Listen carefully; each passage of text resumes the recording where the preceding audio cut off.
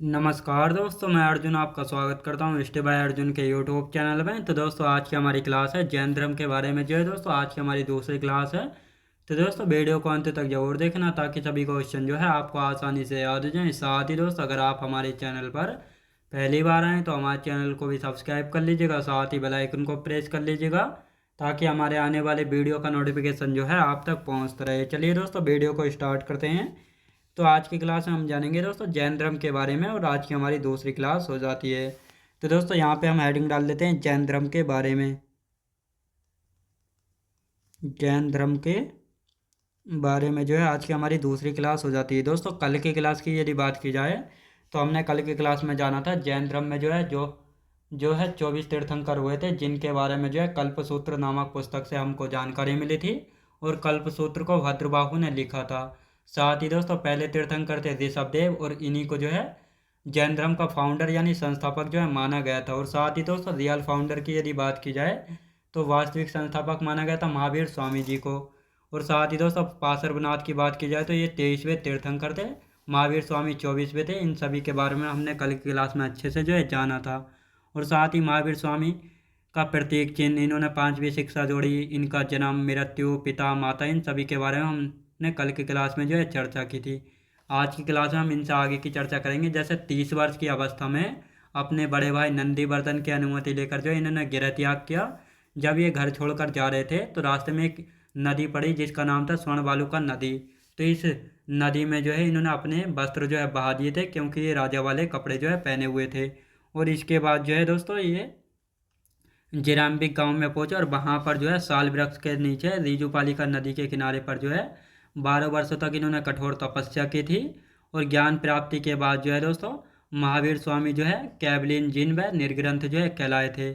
और पहला उपदेश इन्होंने राजगृह में दिया था अर्धमागधी भाषा में विपुलांचल पहाड़ी पर जमाली को जो है दिया था। तो इन सभी को आज की क्लास में हम पढ़ने वाले हैं। तो एक एक पॉइंट करके यहाँ पे अब लिखना स्टार्ट करते हैं। लिखेंगे दोस्तों महावीर स्वामी जी के बारे में पढ़ने हैं। महावीर स्वामी।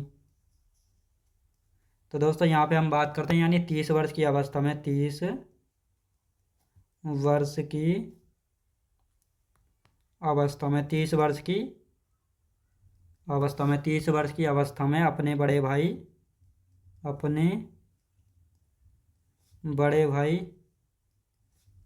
नंदीवर्धन नंदीवर्धन की अनुमति लेकर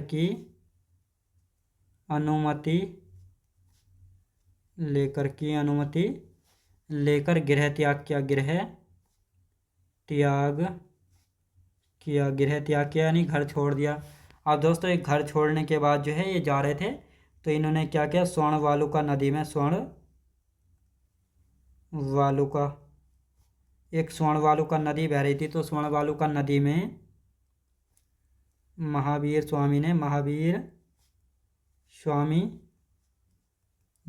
स्वामी ने अपने वस्त्र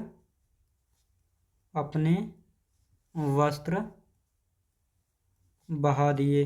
अब दोस्तों इन्होंने ऐसा क्यों किया था, क्योंकि ये राजा वाले कपड़े पहने हुए थे तो इन्होंने अपने राजा वाले कपड़े जो है बहा दिए थे स्वर्ण वालुका नदी में। अब दोस्तों ये कहाँ पहुँचे, इसके बाद पहुँचे जिराम्बिक गांव पहुँचे। कहाँ पे दोस्तों, जिराम्बिक गांव पहुँचे। लिखेंगे जिराम्बिक गांव पहुँचे। जिराम्बिक गांव पहुँचने के बाद जो है इन्होंने क्या किया दोस्तों, यानी साल वृक्ष के नीचे रीजुपालिका नदी के किनारे पर रीजुपालिका नदी के तट पर। अब दोस्तों यहाँ पर रीजुपालिका नदी के तट पर साल वृक्ष के नीचे जो है 12 वर्षों तक जो है कठोर तपस्या की थी। 12 वर्षों तक कठोर तपस्या की तब जाकर जो है इनको ज्ञान की प्राप्ति जो है हुई थी। और साथ ही दोस्तों ज्ञान प्राप्ति के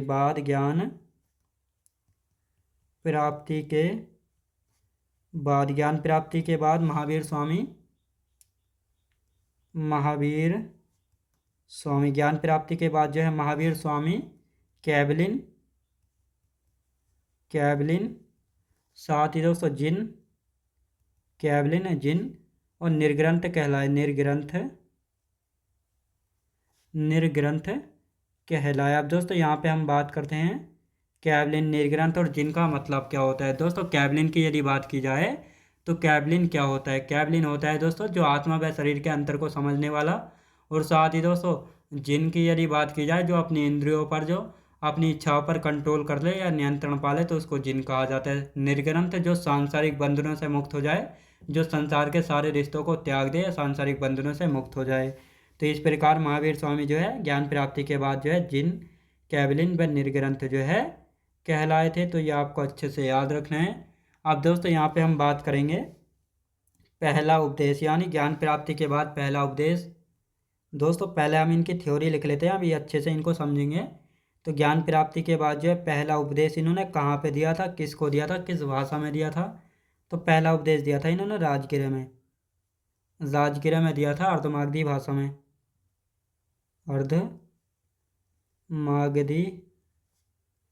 भाषा में, अर्धमागधी भाषा में दिया था विपुलांचल पहाड़ी पर, विपुलांचल पहाड़ी पर। कहाँ पे दोस्तों, विपुलांचल पहाड़ी पर। और ये पहला उपदेश किसको दिया था, जमाली को दिया था, जमाली को दिया। अब दोस्तों जमाली की यदि बात की जाए, इनके दामाद थे और साथ ही दोस्तों प्रथम शिष्य भी थे, प्रथम शिष्य भी थे जमाली, याद रखेंगे। तो ये आपको याद रखना है। आप दोस्तों यहाँ पे हम बात करते हैं तो इनको लिख लेते हैं यहाँ पे, यानी कैवलिन, कैवलिन की यदि बात की जाए, कैवलिन आत्मा व शरीर के बीच के अंतर को समझने वाला, आत्मा व शरीर के अंतर को समझने वाला, शरीर के अंतर को समझने वाला, के बीच अंतर को जो है समझने वाला। अब दोस्तों यहाँ पे हम जिन की यदि बात करते हैं, जिन की यदि बात की जाए खुद की इच्छाओं पर या अपनी इंद्रियों पर कंट्रोल करने वाला, खुद की इच्छाओं पर, खुद की इच्छाओं पर विजय या इंद्रियों पर कंट्रोल करने वाला, इंद्रियों पर विजय पाना। और साथ ही दोस्तों यहाँ पे हम बात करेंगे निर्ग्रंथ, निर्ग्रंथ की यदि बात की जाए सांसारिक बंधनों से मुक्त, सांसारिक बंधनों से मुक्त, सांसारिक बंधनों से मुक्त। और साथ ही दोस्तों यहाँ पे अब बात करते हैं ज्ञान की प्राप्ति इनको कब हुई थी, ज्ञान की प्राप्ति, ज्ञान की प्राप्ति की यदि बात की जाए तो किस दिन हुई थी, बैसाख दशमी के दिन। अब दोस्तों यहाँ पे हम बात करेंगे महात्मा बुद्ध को ज्ञान की प्राप्ति किस दिन हुई थी, बैसाख पूर्णिमा के दिन, और इनको बैसाख दशमी के दिन, दशमी के दिन। तो ये आपको अच्छे से याद रखना है। आप दोस्तों यहाँ पे बात करते हैं जैन धर्म के त्रिरत्न देख लेते हैं। जिस प्रकार बौद्ध धर्म में त्रिरत्न थे तो जैन धर्म के भी त्रिरत्न है। जैन धर्म के त्रिरत्न कौन कौन से हैं, तो दोस्तों यहाँ पे हम बात करेंगे सम्यक दर्शन, सम्यक दर्शन, सम्यक ज्ञान और सम्यक आचरण। सम्यक, सम्यक का मतलब होता है दोस्तों सही, सम्यक ज्ञान और सम्यक आचरण, सम्यक आचरण। तो ये तीनों जो है जैन धर्म के त्रिरत्न थे। आप दोस्तों इनका हम रिवीजन कर लेते हैं ताकि आप सभी को अच्छे से समझ में आ जाए और याद हो जाए हाथों हाथ। अब दोस्तों यहाँ पे हम बात करेंगे 30 वर्ष की अवस्था में महावीर स्वामी ने अपने बड़े भाई नंदीवर्धन की अनुमति लेकर जो है गृह त्याग किया। और गृह त्याग करने के बाद जब ये घर से जा रहे थे तो स्वर्णबालुका नदी में इन्होंने, यानी महावीर स्वामी ने अपने वस्त्र बहा दिए, क्योंकि ये राजा वाले वस्त्र जो है पहन रहे थे। जब इन्होंने घर त्याग दिया तो राजा वाले वस्त्रों को भी जो है इन्होंने त्याग दिया था। और साथ ही ये घर त्यागने के बाद जो है जिराम्बिक गांव पहुँचे। कहाँ पे, जिराम्बिक गांव पहुँचे। और इस जिराम्बिक गांव में जो है रीजूपालिका नदी के किनारे पर जो है साल वृक्ष के नीचे 12 वर्ष तक इन्होंने कठोर तपस्या की थी। और इसके बाद इनको ज्ञान की प्राप्ति हुई थी बैसाख दशमी के दिन। और ज्ञान प्राप्ति के बाद जो है महावीर स्वामी कैवलिन जिन व निर्ग्रंथ जो है कहलाए। और इन्होंने अपनी ज्ञान प्राप्ति के बाद जो है पहला उपदेश राजगिरा में दिया था अर्धमागधी भाषा में विपुलांचल पहाड़ी पर। किसको? जमाली को दिया था इन्होंने पहला उपदेश। और ये जमाली कौन थे? इनके दामाद थे महावीर स्वामी के, और साथ ही इनके प्रथम शिष्य भी थे। तो ये भी आपको याद रखना है। अब कैवलिन की यदि बात की जाए तो कैवलिन क्या होता है? आत्मा व शरीर के बीच के अंतर को समझने वाला। जिनकी बात की जाए खुद की इच्छाओं पर विजय या इंद्रियों पर विजय पाने वाला। निर्ग्रंथ जो सांसारिक बंधनों से मुक्त हो जाए, यानी संसार में जितने भी बंधन है इनसे मुक्त होना, यानी सांसारिक बंधनों से मुक्त होना, तो निर्ग्रंथ कहलाता है। ज्ञान की प्राप्ति इनको वैशाख दशमी के दिन हुई थी। और साथ ही दोस्तों जैन धर्म के त्रिरत्न की यदि बात की जाए तो जैन धर्म के त्रिरत्न सम्यक दर्शन, सम्यक ज्ञान और सम्यक आचरण, ये जैन धर्म के जो है त्रिरत्न हो जाते हैं। अब दोस्तों जैन समितियाँ, यानी जिस प्रकार बौद्ध संगीतियाँ हुई थी उसी प्रकार जैन समितियाँ भी हुई थी। और दूसरी जैन समिति में जो है जैन धर्म भी 2 शाखाओं में जो है बट गया था। तो इस प्रकार देख लेते हैं जैन समितियाँ। जैन समितियाँ, जैन समितियों की यदि बात की जाए तो कितनी जैन समितियाँ हुई थी? 2 जैन समितियाँ हुई थी। कौन कौन सी ये 2 जैन समितियाँ हुई थी? तो यहाँ पे हम देख लेते हैं। पहली जैन समिति, पहली कब हुई थी दोस्तों? 300 BC में पहली हुई थी। 300 BC में कहाँ पे दोस्तों? पाटलिपुत्र में। पाटलिपुत्र में पहली कहाँ पे हुई थी दोस्तों? पाटलिपुत्र में हुई थी। इसके अध्यक्ष कौन थे? स्थूलभद्र थे। स्थूलभद्र जो है कौन थे दोस्तों? स्थूलभद्र जो है अध्यक्ष थे पहली जैन संगीति की। अब बात करते हैं दूसरी की। दूसरी जैन संगीति की यदि बात की जाए तो ये 512 AD यानी ईसवी में हुई थी। कहाँ पे? बल्लभी गुजरात में। कहाँ पे दोस्तों? बल्लभी गुजरात में हुई थी। और इसके अध्यक्ष कौन थे? देवर्धि क्षमा श्रवण। देवर्धि क्षमा श्रवण जो है इसके अध्यक्ष थे। क्षमा श्रवण अध्यक्ष थे किसके? दूसरी जैन संगीति के। अब दोस्तों यहाँ पे हम बात करते हैं बल्लभी गुजरात के बारे में। तो बल्लभी गुजरात की यदि बात की जाए तो बल्लभी गुजरात में महावीर स्वामी द्वारा दी गई शिक्षाएं जो उस समय लिखी गई थी सभी उसी रूप में कहाँ पे रखी हुई हैं? बल्लभी गुजरात में लिखेंगे। बल्लभी गुजरात में महावीर स्वामी द्वारा उस समय दी गई शिक्षाएं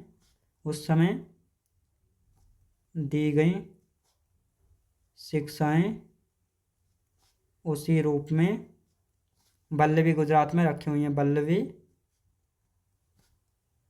गुजरात में रखी हुई हैं, यानी जब 512 AD में जो है ये बल्लभी गुजरात जो है जब महावीर स्वामी जो के द्वारा जो है उस समय यहाँ पे दोस्तों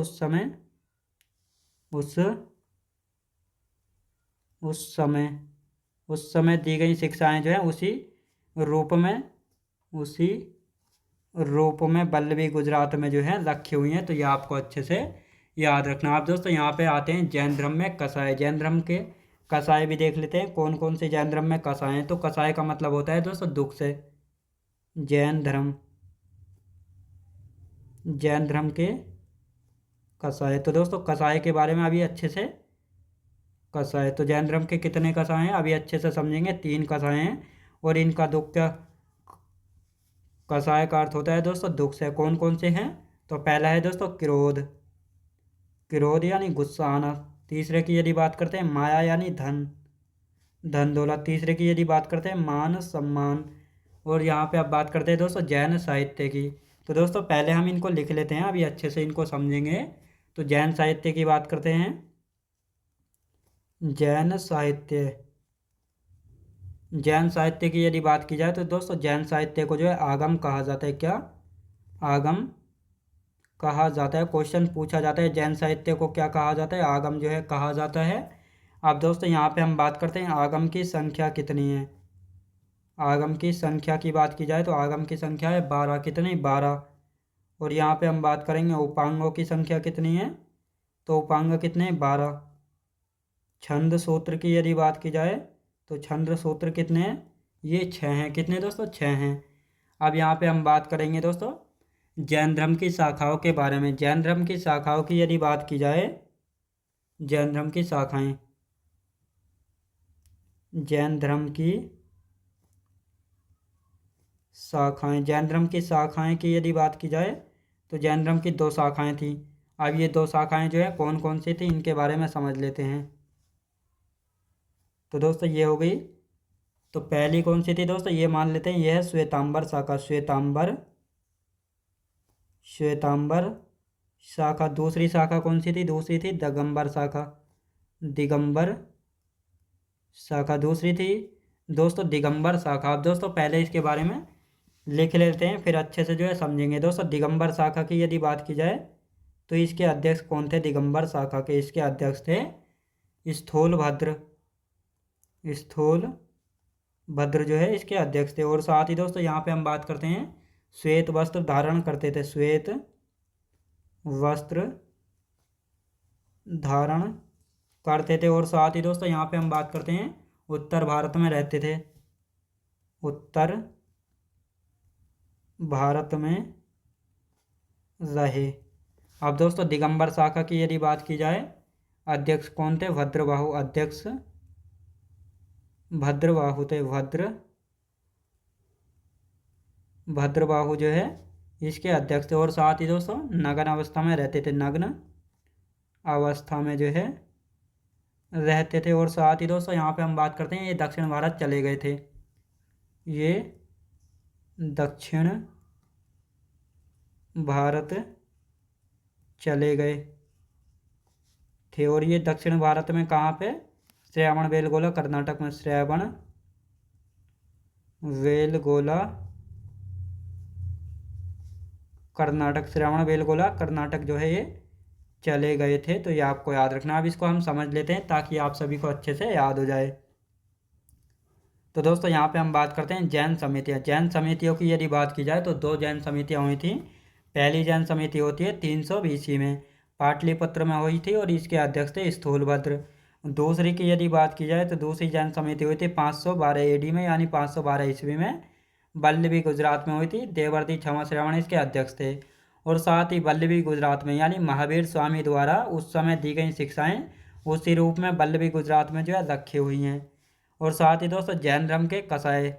जैन धर्म के कसाय कितने हैं? जैन धर्म के कसाय हैं 3।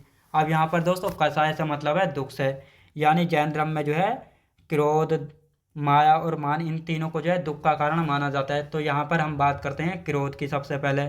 तो आपने देखा होगा जब किसी को गुस्सा आता है तो गुस्से में जो है किसी को बहुत भला बुरा जो है कह देते हैं, किसी को कुछ कहते हैं, तो जिससे जो है दूसरे को मान सम्मान पर जो है ठेस पहुँचती है। और जब गुस्सा शांत हो जाता है तो एहसास होता है मैंने इसको जो है गुस्से में बहुत ज़्यादा गलत कह दिया, तो इसीलिए गुस्से को जो है दुख का कारण माना गया। और साथ ही दोस्तों दूसरा है माया। माया की यदि बात की जाए, माया या धन, तो आपने देखा होगा जिसके पास धन नहीं होता है तो वह जो है दुखी होता है कि मेरे पास जो है धन नहीं है, मैं क्या करूँ, वो हर टाइम दुखी रहता है। और साथ ही जिसके पास धन होता है तो उसे भी जो है वो भी दुखी रहता है, लेकिन उस पर पैसे की जो है कोई कमी नहीं रहती है। तो ये आपको पता होना चाहिए। और साथ ही मान की यदि बात करते हैं तो आप कहीं पर जाते हैं, अगर आप से कोई खाने पाने कोई नहीं पूछे तो आप जाकर दुखी होते हैं कि मैं वहाँ पर गया था, मेरा वहाँ पर कोई मान सम्मान नहीं हुआ, तो इस बात को लेकर आप दुखी होते हैं कि मेरा वहाँ पर कोई मान सम्मान नहीं हुआ। तो इसीलिए जो है जैन धर्म में मान, माया व क्रोध को जो है दुख का कारण माना जाता है।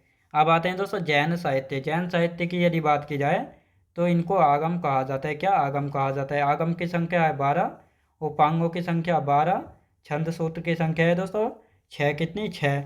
और साथ ही दोस्तों जैन धर्म की शाखाओं की यदि बात की जाए तो जैन धर्म की 2 शाखाएं, श्वेतांबर शाखा और दिगंबर शाखा। अब दोस्तों इन शाखाओं का मस्क यानी ये शाखाएं जो है विभाजित कैसे हुई थी, यानी यहाँ पे आप बात करते हैं, यानी क्या हुआ था, मगध में जो है 12 वर्ष तक जो है सूखा यानी अकाल पड़ा था, जिस कारण जो है खाने पीने को भी जो है किल्लत होने लगी थी। तो इसी प्रकार जो ये जो भद्रबाहु हैं ये जो है अपने अनुयायियों यानी अपने फॉलोवर को लेकर जो है कहाँ पे चले गए थे? दक्षिण भारत जो है चले गए थे। दक्षिण भारत में श्रवणबेलगोला कर्नाटक में। और साथ ही दोस्तों जो स्थूलभद्र थे ये जो है उत्तर भारत में ही जो है रहे थे। अब जैसे ही सूखा खत्म हुआ तो ये जो है क्या होता है, स्थूल भद्रबाहु जो है दोबारा कहाँ पर आते हैं, उत्तर भारत में आते हैं। अब ये देखते हैं जो जैन धर्म को मानने वाले लोग हैं ये जो है सफ़ेद वस्त्र धारण करते हैं। तो अब इन्होंने देखा तो इन्होंने कहा कि जो जैन धर्म को मानेगा वह जो है नग्न अवस्था में रहेगा।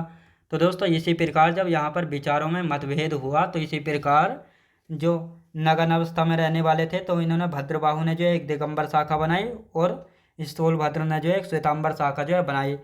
इन्होंने कहा स्थूलभद्र ने कहा कि जो जैन धर्म को मानेगा वह जो है सफ़ेद यानी श्वेत वस्त्र धारण करेगा और ये उत्तर भारत में ही रहे थे। लेकिन दिगंबर शाखा इसके अध्यक्ष थे भद्रबाहु, इन्होंने कहा जो जैन धर्म को मानेगा वह जो है नग्न अवस्था में जो है रहेगा। और साथ ही दोस्तों ये दक्षिण भारत जो है चले गए थे, यहाँ पर श्रवण बेलगोला कर्नाटक में।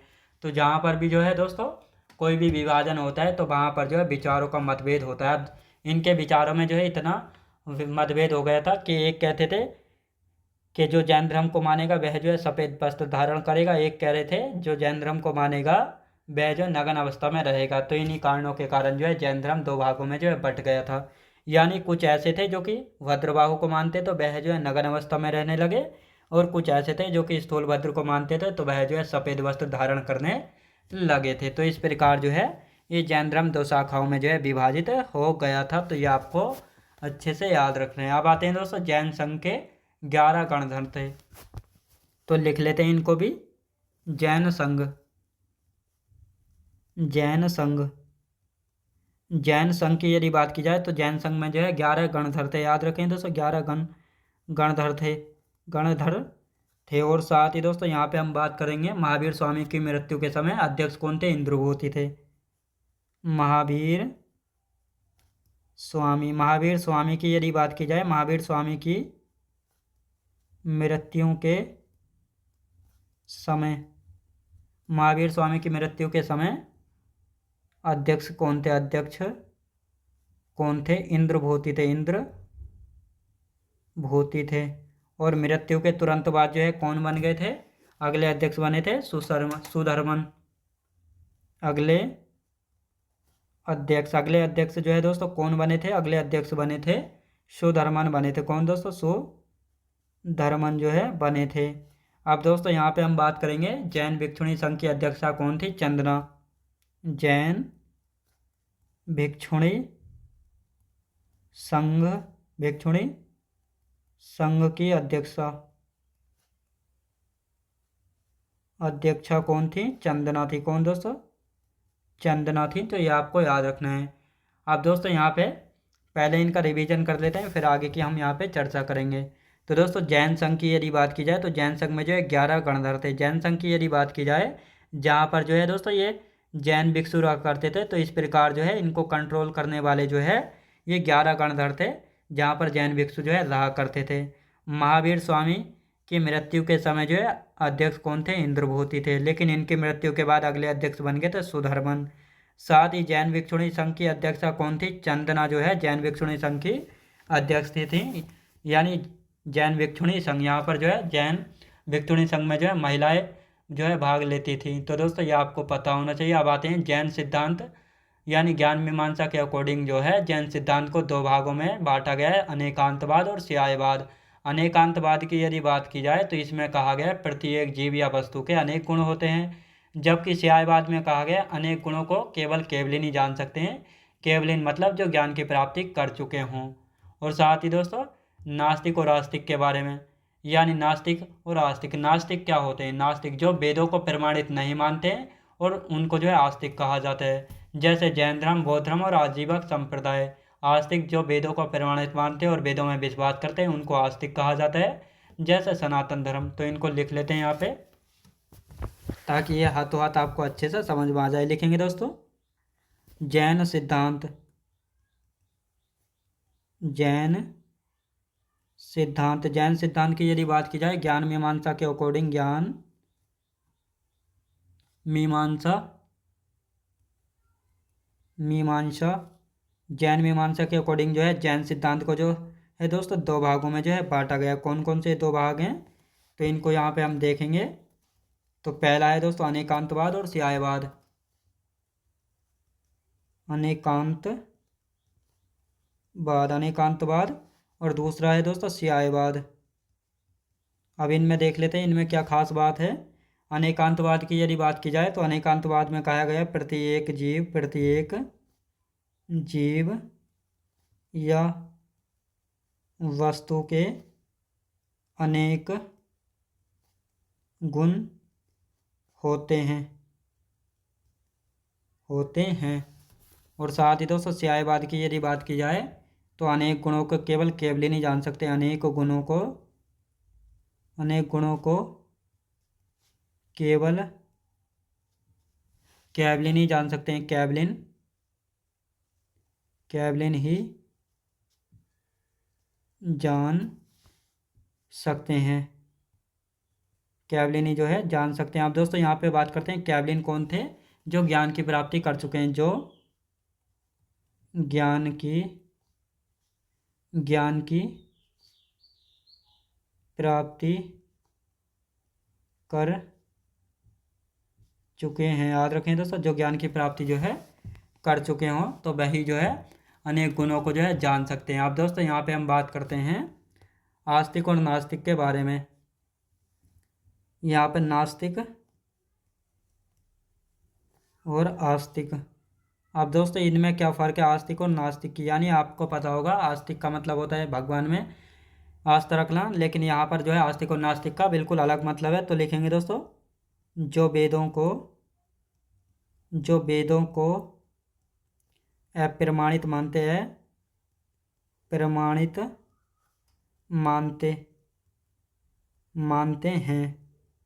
उनको नास्तिक कहा जाता है,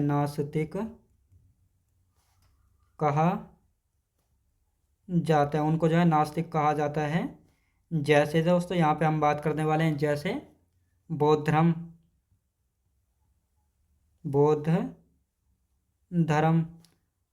जैन धर्म, आजीवक संप्रदाय।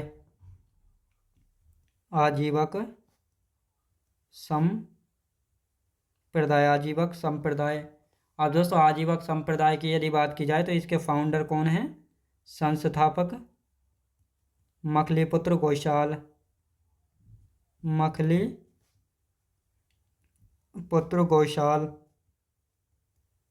तो ये आपको याद रखना है। अब दोस्तों यहाँ पे हम बात करते हैं आस्तिक की यदि बात की जाए जो वेदों को प्रमाणित मानते हैं, जो वेदों को प्रमाणित मानते हैं उनको आस्तिक कहा जाता है, उनको आस्तिक कहा जाता है। जैसे सनातन धर्म, तो ये आपको याद रखना है। अब दोस्तों यहाँ पे हम इनका एक बार रिवीजन कर लेते हैं। तो यहाँ पे बात करते हैं जैन सिद्धांत, यानी ज्ञान मीमांसा के अकॉर्डिंग जैन सिद्धांत को दो भागों में बांटा गया है, अनेकांतवाद और स्यायवाद। अनेकांतवाद की यदि बात की जाए तो इसमें कहा गया है प्रत्येक जीव या वस्तु के अनेक गुण होते हैं। स्यायवाद में कहा गया है अनेक गुणों को केवल ही जान सकते हैं, मतलब जो ज्ञान की प्राप्ति कर चुके हैं अनेक गुणों को केवल ही नहीं जान सकते हैं। नास्तिक और आस्तिक की यदि बात की जाए तो नास्तिक कौन होते हैं, यानी जो वेदों को अप्रमाणित मानते हैं, जो वेदों में विश्वास नहीं करते हैं, उनको जो है नास्तिक कहा जाता है। जैसे बौद्ध धर्म, जैन धर्म और आजीवक संप्रदाय, जिसके संस्थापक मखलीपुत्र घोषाल। तो ये तीनों जो है दोस्तों वेदों को अप्रमाणित मानते हैं और वेदों में विश्वास नहीं करते हैं, तो इसीलिए इनको नास्तिक कहा जाता है। किसको, नास्तिक जो है कहा जाता है। यहाँ पर आस्तिक नास्तिक से भगवान से कोई मतलब नहीं है, बल्कि वेदों से मतलब है। जो वेदों को अप्रमाणित मानते हैं और उनमें विश्वास नहीं करते उनको नास्तिक कहा जाता है, और जो वेदों को प्रमाणित मानते हैं और उनमें विश्वास करते हैं तो उनको जो है आस्तिक कहा जाता है। जैसे सनातन धर्म, तो सनातन धर्म जो है दोस्तों वेदों को प्रमाणित मानता है और उनमें जो है विश्वास करता है, तो इसीलिए इनको आस्तिक कहा जाता है।